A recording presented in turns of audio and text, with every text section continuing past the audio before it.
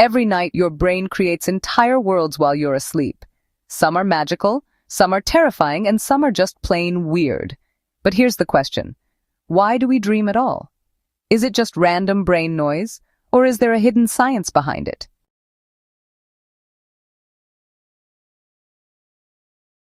Our sleep has stages: light sleep, deep sleep, and the most fascinating one, REM sleep or rapid eye movement. During REM, your brain lights up almost like it's awake. Your muscles are paralyzed, but your mind is busy, creating dreams. So why do we dream? Scientists have a few theories. Memory sorting. Dreams may help our brains organize memories, like cleaning out a messy closet.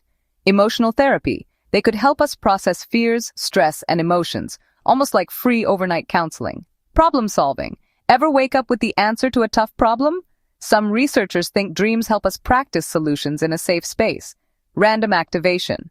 Another idea is that dreams are just your brain's way of making sense of random neural signals while you sleep. But here's the twist. We still don't fully know why we dream.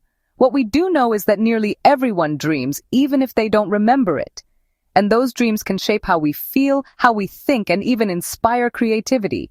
In fact, did you know the structure of the periodic table and even the sewing machine were both inspired by dreams? So the next time you wake up from a wild dream, remember, it's not just your imagination running loose. It's your brain exploring, healing, and maybe even solving problems in ways you don't yet understand. Now tell me, what's the weirdest dream you've ever had?